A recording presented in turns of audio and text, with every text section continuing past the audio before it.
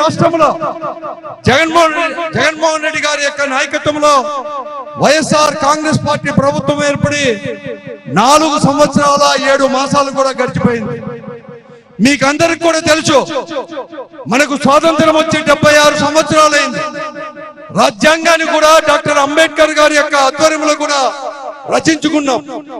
ఎన్ని కులాలున్నా, ఎన్ని మతాలున్నా, ఆర్థికంగా గాని సామాజికంగా ఎన్ని తారతమ్యాలున్నా ఈ దేశంలో ప్రజలందరూ కూడా సమానమే. కానీ మీ అందరికీ ఒకటి గమనించాల్సిన అవసరం కూడా ఉంది. ఈ రోజు సంక్షేమాన్ని అందరికీ చెందాల్సిన అవసరం కూడా ఉంది. ఆ సంక్షేమం అంటే ఏదో ఓట్ల కోసం కాదు.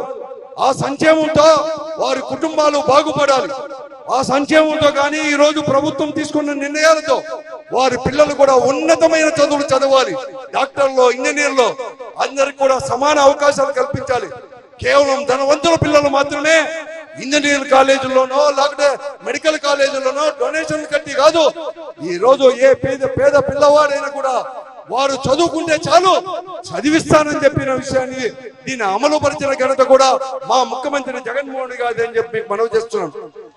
అంతేకాదు, ఆ రోజు డాక్టర్ రాజశేఖర రెడ్డి గారు ముఖ్యమంత్రిగా ఉన్నప్పుడు ఏ సంక్షేమ కార్యక్రమం అయినా కూడా సాచ్యురేషన్ పద్ధతిలో తీసుకొచ్చాడో అలాగే పద్ధతి కూడా ఈ రోజు జగన్మోహన్ గారు తీసుకొని వచ్చేసి ఎక్కడా ఎప్పుడూ లేని విధంగా, ఎందుకంటే ఓట్లు వేసి ఉండవచ్చు, ఓట్లు వేయకపోయి ఉండవచ్చు, లేకుంటే కులాలకు మతాలకు అతీతంగా అర్హతే ప్రామాణికం కూడా గుర్తించి మీకు అందరికి కూడా తెలుసు, ఏదో కొన్ని కోట్ల రూపాయలు కాదు, 1,00,000 కోట్లు కాదు, 2 కాదు, 4,41 కోట్ల రూపాయలు, దాదాపుగా 4 లక్షల కోట్లకు పైబడి కూడా ఈరోజు డైరెక్ట్ అంటే డీబీటీ ద్వారా కానీ నాన్ డీబీటీ ద్వారా కానీ సంక్షేమ కార్యక్రమాలు అందించిన విషయాన్ని కూడా మీ దృష్టికి తీసుకొని వస్తున్నాను. ఈ ఒక్క అనంతపురం అసెంబ్లీ నియోజకవర్గంలోనే మీరందరూ కూడా అనుకుంటారు, ఈ 4.5 సంవత్సరాల్లో ముఖ్యమంత్రి జగన్మోహన్ గారి నాయకత్వంలో ఉండే ప్రభుత్వం ఈ ఒక్క అనంతపురం అసెంబ్లీ నియోజకవర్గంలోనే 2,000 కోట్ల రూపాయలు కూడా ఈ రోజు సంక్షేమం ద్వారా కూడా మీకు అందించిన విషయాన్ని కూడా మీ దృష్టికి తీసుకొని వస్తున్నాను. వెనుకబడిన కులాలు బీసీలకు 665 కోట్ల రూపాయలు ఈ 4 సంవత్సరాల్లో మన ముఖ్యమంత్రి గారు కూడా ఖర్చు పెట్టడం జరిగింది. అలాగే షెడ్యూల్ కాస్ట్ ఎస్సీలకు అంటే హరిజనులకు 179 కోట్ల రూపాయలు, అలాగే గిరిజనులకు 73 కోట్ల రూపాయలు, మైనారిటీలకు 224 కోట్ల రూపాయలు, ఇతరులకు 200 కోట్ల రూపాయలు, అలాగే ఇల్లు లేని వారు ఈ రాష్ట్రంలో ఉండకూడదని చెప్పి ఈ ఒక్క అనంతపురం అసెంబ్లీ నియోజకవర్గంలోని జిల్లా కేంద్రం ఎంతో మంది కూడా చాలా మంది ఉద్యోగస్తులు పెద్ద అందరూ కూడా ఉంటారు. కానీ ఆ తక్కువ ఉన్న వారికి కూడా 23,000కు పైబడి కూడా జగనన్న కాలనీలో ఇప్పటికే ఇళ్ల పట్టాలు ఇవ్వడం జరిగింది.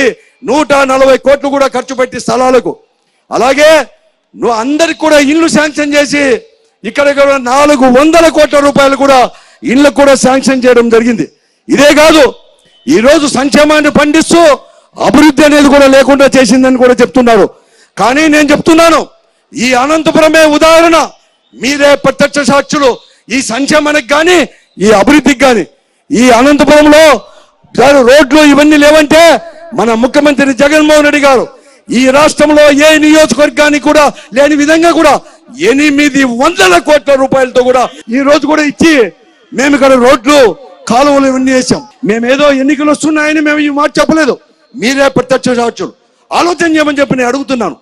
గతంలో ఉన్న ముఖ్యమంత్రులకు చంద్రబాబు నాయుడు గారి వారికి కానీ మన ముఖ్యమంత్రి మన జగన్మోహన్ రెడ్డి గారు ఉండేదానికి తారతమ్యము ప్రజలే చూడాలని చెప్పేసి కూడా ఈ సందర్భంగా మనవి చేస్తున్నాను.